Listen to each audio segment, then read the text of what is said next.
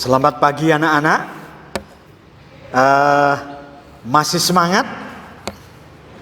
Oke, pada saat pagi hari ini kami ingin memperkenalkan dulu sebelum menyampaikan materi. Nama saya Sri Joko Budiarjo. Sri Joko Budiarjo. Nah, saya akan menyampaikan materi tata krama siswa. Tata krama siswa.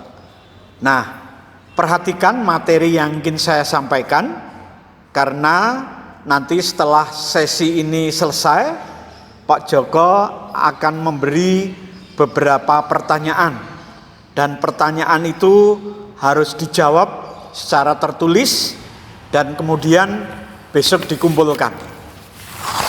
Saya akan mulai materi tata krama siswa. Tata krama atau orang sering menyebut sebagai sopan santun atau etiket. Ini sebenarnya telah menjadi bagian hidup daripada manusia. Nah, contohnya pada saat kita masih kecil, masih anak-anak, kita diajarkan oleh orang tua, misalnya menerima sesuatu itu diajarkan dengan menggunakan tangan kanan. Kemudian kalau kita diberi sesuatu, ini juga mengucapkan terima kasih. Nah, di samping itu juga orang tua kita telah melatih kita saat masih kecil, cara makan, cara minum, cara menyapa, kemudian cara memberi hormat, dan juga berpakaian. Kemudian lama-kelamaan perilaku ini menjadi kebiasaan di dalam hidup. Dan tata krama yang sudah kita kenal ini dari lingkungan keluarga, lingkungan yang kecil, lama-lama akan dapat merembet kepada lingkungan yang lebih besar, yang lebih luas. Tata krama ini kemudian menjadi bagian di dalam pergaulan sehari-hari. Jadi dapat disimpulkan bahwa tata krama adalah kebiasaan sopan santun yang disepakati. Tata krama itu tidak tertulis seperti undang-undang. Nah, anak-anak yang dikasihi, tata krama itu terdiri atas kata tata atau toto dan krama atau kromo dalam bahasa Jawa. Tata itu berarti adat, aturan, norma, atau peraturan. Kemudian krama itu berarti sopan santun atau kelakuan atau tindakan atau perbuatan. Jadi tata krama berarti adat atau sopan santun. Nah, ada beberapa kunci pokok yang perlu kita camkan bersama, terutama kepada para siswa baru di SMK Kristen 5. Apa itu? Yang pertama, tata krama berkenalan. Nah, cara berkenalan itu kita tentunya harus saling berjabat tangan. Kemudian kita saling bertatap muka, menatap wajah. Dan kemudian kita setelah bersalaman menyebut nama masing-masing. Nah, ini tata krama berkenalan. Kemudian ada lagi tata krama bertamu. Tata krama bertamu hendaknya kalau kita mau bertamu itu berjanji, janjian dulu, janjian. Nah, kemudian kalau sudah kita akan datang tepat waktu.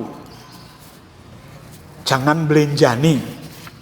Kemudian tata krama yang lain adalah tata krama berbicara. Nah, tata krama berbicara itu jangan menyinggung perasaan. Jangan menyinggung perasaan. Jangan memotong pembicaraan orang yang sedang berbicara. Kemudian perhatikan kalau kita bicara itu bicara dengan siapa toh? Nah, sehingga kesopanan ini akan nampak. Kemudian ada lagi tata krama berpenampilan. Tata krama berpenampilan ini kami mencoba ada 5 hal yang perlu diperhatikan. Yang pertama, cara menggunakan pakaian. Nah, kepada siswa baru SMK Kristen 5 perlu saya sampaikan, kalau berpakaian dalam hal ini seragam itu kenakan seragam yang semestinya. Seperti kalau kita pakai OSIS itu baju dimasukkan. Kalau pakai dasi ya harus menggunakan dasi berikat pinggang. Nah, kemudian pakaian yang lain silahkan nanti kita menggunakan aturan yang ada di sekolah. Termasuk olahraga. Olahraga ini kita harus menggunakan pakaian olahraga, training misalnya. Nah, jangan menggunakan jeans. Nah, ini tentu tidak pada tempatnya. Kemudian yang kedua, tata krama berjalan bersama. Jalan bersama ini contohnya kalau ada cowok cewek jalan bareng, ini laki-laki itu harus melindungi wanita. Diposisikan wanita di sebelah kiri, begitu, melindungi. Kalau ada 2 wanita, wanitanya 2, laki-lakinya 1. Nah, ini juga sama.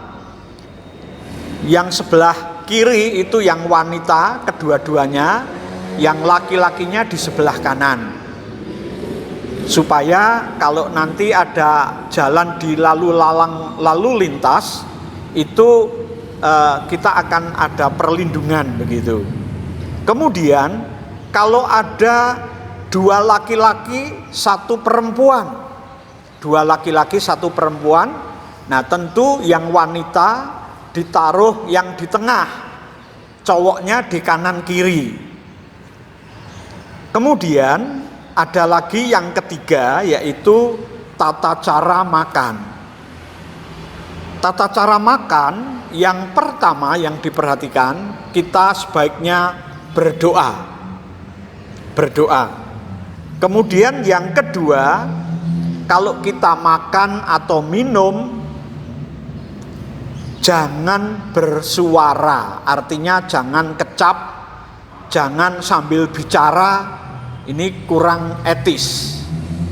Dan yang ketiga, kalau batuk pada saat makan, ini sebaiknya mulut ditutup. Mulut ditutup.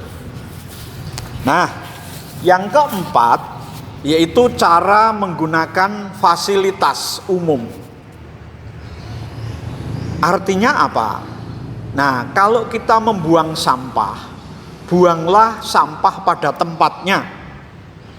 Kemudian kalau kita di sekolah, ya saat istirahat, jajan, bungkus-bungkus jangan dimasukkan ke dalam laci, tidak boleh, harus pada tempatnya. Nah, ada tempat sampah, halaman ini juga harus kita bersihkan senantiasa. Taman itu harus kita jaga kebersihannya, kita pelihara. Dan yang terakhir, yang kelima, yaitu merokok. Di lingkungan SMK Kristen 5 tidak boleh merokok untuk para siswa. Sekali lagi, ada skor sanksi yang diberikan jika para siswa merokok di sekolah dan ketahuan oleh guru atau karyawan. Nah, saya kira ini materi yang bisa kami sampaikan. Tentu kita sudah memperhatikan dan nanti kami akan mengirim soal, kemudian silahkan dijawab nanti secara tertulis. Demikian kami sampaikan. Selamat siang, semangat.